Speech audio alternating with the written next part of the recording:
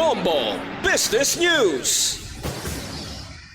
Nagsarurot naman sa panibagong record low ang Baylo sang Philippine peso kontra sa US dollar. Natabo ini samtang resulta man sa nagasinking atensyon dito sa Middle East. Sandig sa Bankers Association of the Philippines, nagtakop ang trading kahapon nga ang Baylo sang peso mo ang 59 pesos and 50 centavos. Sa liwat, 59 pesos and 50 centavos sa kada isa ka US dollar. Mas maluya pa ini nga balor ipaanggid sa nauna nga record low nga 59 pesos and 46 centavos nga na record sa adtong Enero 15, 2026. Antes ang pag-inaway sang US, Israel kag Iran nga naglapta sa bilog nga Middle East, nakabangon-bangon pa sang gamay ang peso nga yara sa 57 pesos and 51 centavos as of February 25.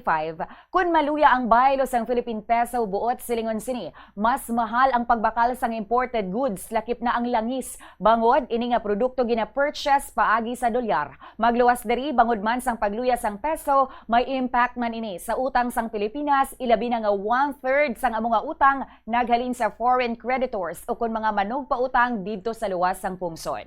Una na nga ginsiling ni President Ferdinand Marcos Jr. nga hindi siniluyag nga makalapaw ang Philippine peso sa 60 pesos sa kada isa ka US dollar bangod kun magluya ang balor sini nga Philippine peso patod nga magatimbok na naman ang balayran sa utang.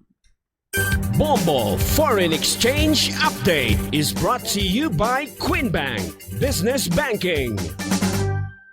Kabombo ini nga exchange rate gan base sa closing transactions ang Bankers Association of the Philippines sa BAP kag Bangko Sentral ng Pilipinas sa BSP kahapon sang hapon. Magabalik ang transaksyon subong nga aga. Sa ato na nga latest nga reference rate. Sa liwat, 59 pesos and 50 centavos ang baylo sang isa ka US dollar. 7 pesos and 53 centavos ang baylo sang Hong Kong dollar. 46 pesos and 7 centavos ang baylo naman sang isa ka Singapore dollar. 15 pesos and 70 centavos ang baylo sang Saudi Riyal. Kag 68 pesos and 4 centavos ang baylo sang euro.